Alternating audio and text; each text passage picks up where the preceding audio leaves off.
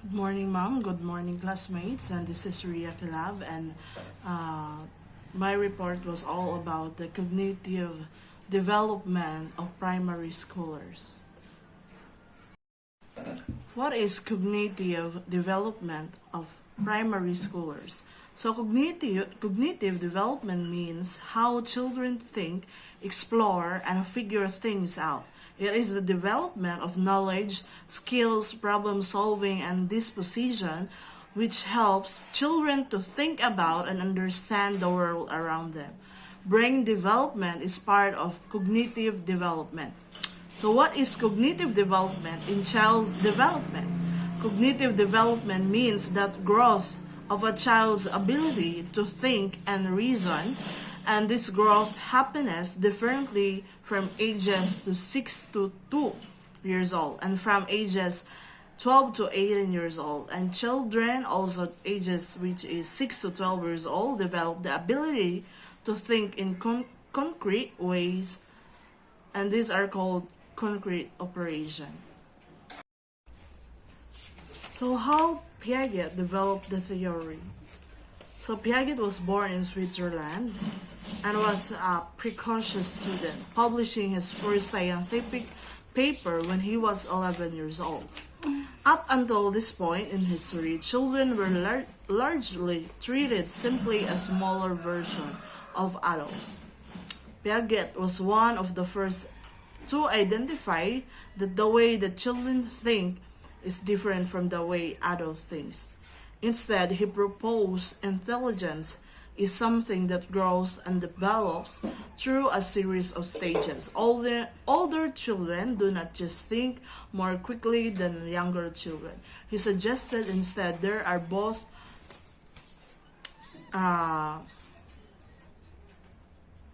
qualitative and quantitative differences between the thinking of young children versus older children. So we have here the four stages of cognitive development in Piaget's theory. So number one is the sensorimotor stage, ages birth to 2 years. Okay, major characteristic and development changes.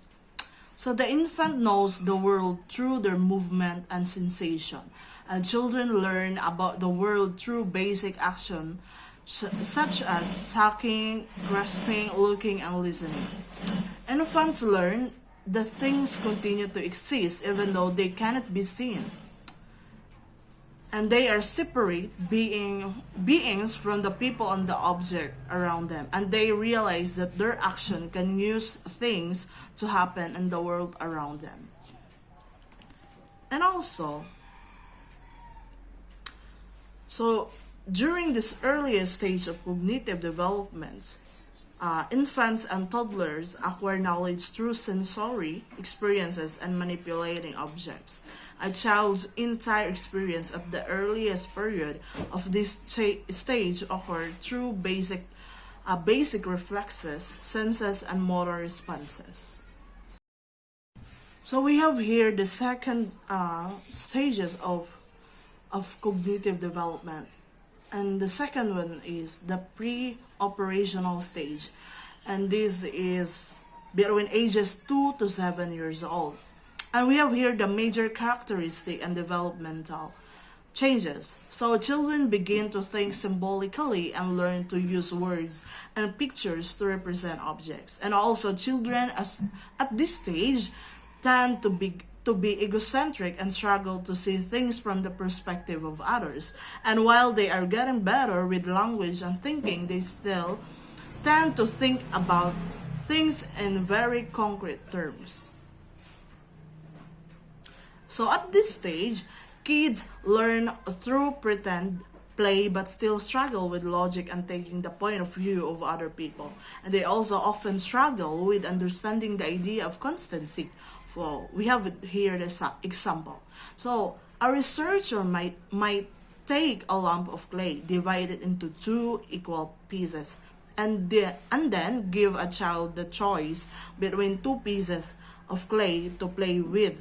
So one piece of clay is rolled into a compact ball while the other is mashed into a flat pancake shape. Since the flat shape looks larger, the pre-operational child will likely choose that piece even though the two pieces are exactly the same size. So the third one is the concrete operational stage, ages 7 to 11 years old.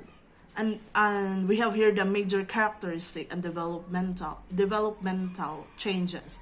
So during this stage, children begin to thinking logically about concrete events. They begin to understand the concept of conservation, that the amount of liquid in a short wide cup is equal to that in a tall skinny glass, for example. So their thinking becomes more logical and organized, but still very concrete. Children begin using the inductive logic of reasoning from the specific information to general principle. And while children are very concrete and literal in their thinking at this point in development, they become much more adept at using logic. The egocentrism of the previous stage begins to disappear as kids become better at thinking about how other people might view a situation. So the last one, the formal operational stage, which is ages 12 and up. So the major characteristic and developmental changes.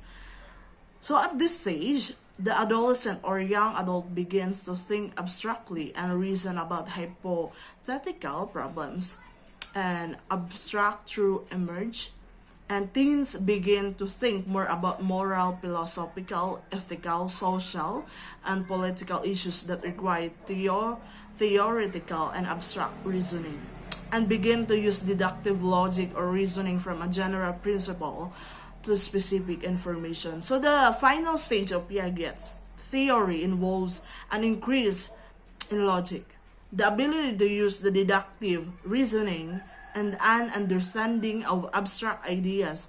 So at this point, people become capable of seeing multiple potential solutions to problems and think more scientifically about the world around them.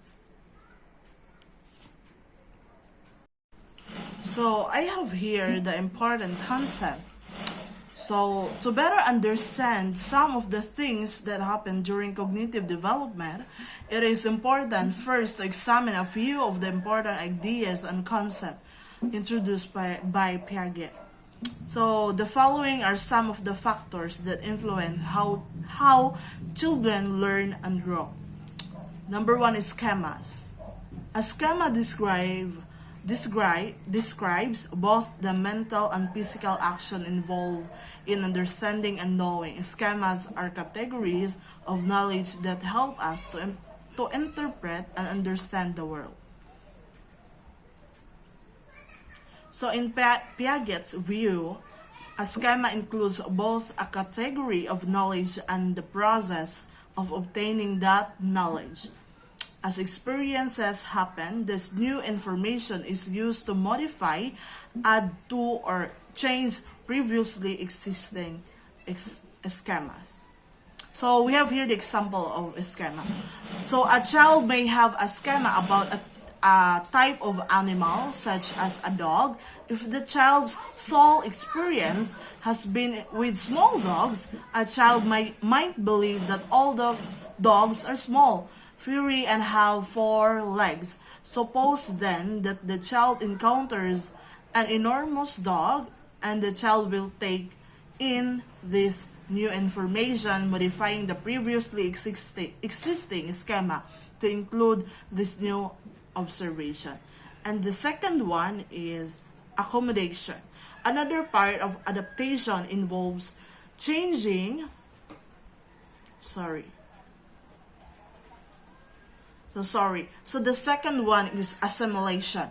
Assimilation is the process of taking in new information into our already existing schemas, is known as assimilation. So the process is somewhat subjective because we tend to modify experiences and information slightly to fit in with our pre-existing belief. In the example above, seeing a dog and labeling it dog is a case of assimilating the animal into the child's dog schema. So the third one is accommodation. So another part of adaptation involves changing or altering our existing schema in light of new information. A process known as accommodation. Accommodation involves modifying existing schemas or ideas as a result of new information or new experiences. New schemas may also be developed during the process. So, and the fourth one is the equilibration. So the Piaget believed that all children try to strike a balance between assimilation and accommodation, which is achieved through a mechanism Piaget called equilibration. So as children progress through the stages of cognitive development, it is important to maintain a balance between applying previous knowledge, which is assimilation, and changing behavior to account for new knowledge, or this is what we call accommodation. And equilibration helps explain how children can move from one stage through the next. Okay, that's all. Thank you.